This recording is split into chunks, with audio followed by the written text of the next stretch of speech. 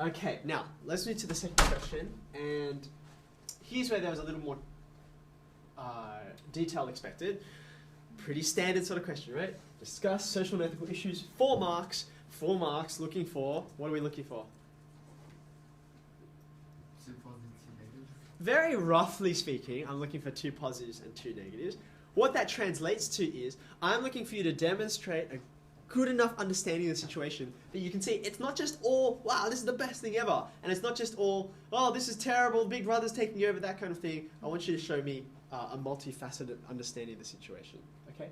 Now, here's what I'm going to do. Rather than just give you a list of the issues that you could have thought of, even though I sort of am going to give that to you, I'm going to try and show you how I built my list by looking at the question. Because most people say to me, oh man, I just have trouble sort of coming up with, like, thinking up ideas, right?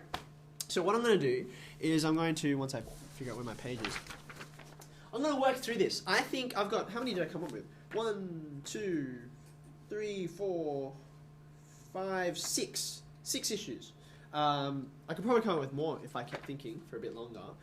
And I was only looking for 4, and out of these 6, some of them go both ways. Okay. So how can we see the issues within the information that the question is giving to you? Okay. So let's walk through it. Let me get another color. Blue will do. Okay. So I'm going to start just by reading it, and I want to read it through the lens of, okay, how does this affect people? How are people related to this? Okay. Surroundpix is an online service that creates virtual tours on behalf of real estate agents and their clients. All right, there's my first issue. Now, I think, ironically, it's my misspelled word, but the crucial word here is on behalf of, okay? And then you get these other guys, real estate agents and clients. Morning. Okay, now how is this an issue, and what is the issue? Whenever you've got, now mark this by the way, because this happens a lot, whenever you've got technology companies, and often technology companies are not doing things for themselves, they're doing it on behalf of others, okay? So that on behalf of, right, means you've got multiple parties, right? One company's doing something for another. So here's my question.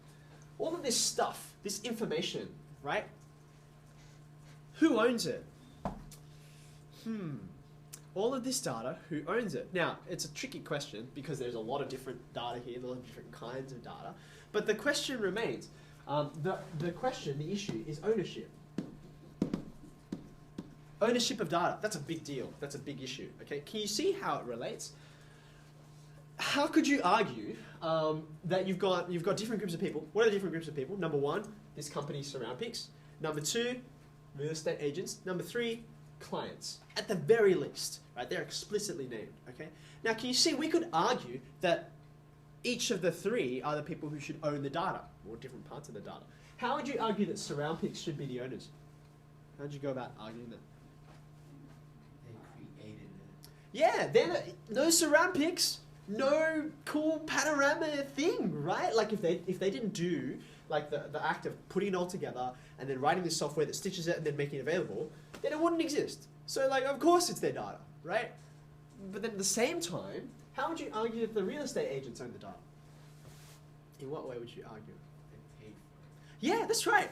I bought this thing, right? It's mine because I paid, you know. So I engaged you for a service, okay? So it's like going to Donut King, and you're like, I'd like a thick shake, please, and you pay the money, and then they're like, here's the thick shake. No, you can't have it. It's mine. I made it. I created it. You know, no me, no thick shake. Okay, you see, that's a ludicrous out of it, right? So clearly, the money that's involved in, yeah, we paid you guys, we commissioned you to make this, that's got to be involved in some way, okay?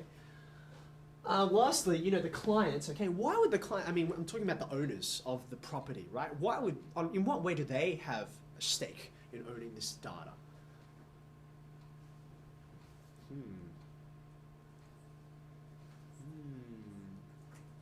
And this is interesting because most internet companies are not that big on this kind of thing. But if I write a story, right, or take pictures and that kind of thing and upload them somewhere, my stake in the initial creation of the data means I'm the main stakeholder, right? It's my personal data. It's my address. It's my house. This is my stuff, okay? So whatever you make out of it is still in some way mine, okay? Now, those 3 words, in some way, they're everything, right? Now, you don't have to answer that question because the question is just discuss the issues. So all you have to do is raise the question. Who owns this? It could be these guys or these guys or these guys, and it's not clear, okay?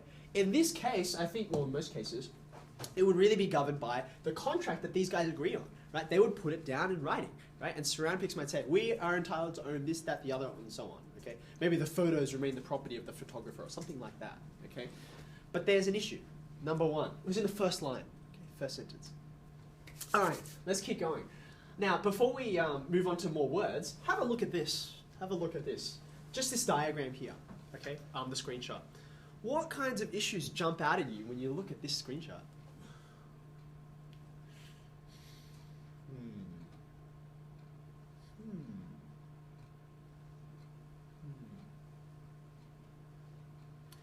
Let me pose this question to you. You're at home in the evening, just finished dinner or something like that, and you hear a knock at the door, okay? So you go to answer, right? Because, you know, parents are too lazy to do it themselves. So they're like, hey, go get the door, okay? So you go to open it, and there's a complete stranger at the door, and they just sort of stand there and look at you. You're trying to suss him out. You're like, is he like a delivery guy or like a door-to-door salesman, something like that? And they don't say anything. They just stand there and look at you, and they like sort of look past you and look inside your house. Now, let me ask you this: would you invite said weirdo into your house? Probably not. If you were thinking, yeah, I would, you probably shouldn't, okay? Now, why? Okay, for obvious reasons, like you don't want them to, you know, come in your house and like, you know, take your stuff and that kind of thing. But even just for the reason that you don't want them to have access to your house. You don't want them to see your stuff. You don't want them to be able to see where all the things are. What if they're like a thief? What if they're a robber? They're trying to suss, you know, the area out, like, ooh, there's the TV. I know where to get that one from, or, you know, those kinds of things. Now have a look at this. This is like a robber's dream, right? It's like, oh, look, here are all the windows, and here is the easiest door to get large objects out, that kind of thing, okay? And who is this available to? Who's this available to? Everyone. This is public. Public, okay? Now, even though you might say, okay, look, come on, these guys are trying to sell their houses, obviously, like the real estate agents, okay? So if you're trying to sell your house, you know, people like that, they have, they do open homes, right? So they invite people in, they make a big thing about it. Like the more people who come, the better, because they want more buyers, that kind of thing. But there's a big line between opening up that, which is still sort of a public event, to this kind of public. No, so I was going to say publicity, but it's the wrong kind of word, okay? I mean, for starters, when you've got an open home, if you walk in, you have to register your name and address and contact details, right? So there's a record of who you are and your entrance into that building. Whereas here, anyone and their IP address can just come along, right? So there's a big privacy issue here. Privacy. Right? And I think that was a pretty obvious one, so a lot of people said it. Okay. All right, let's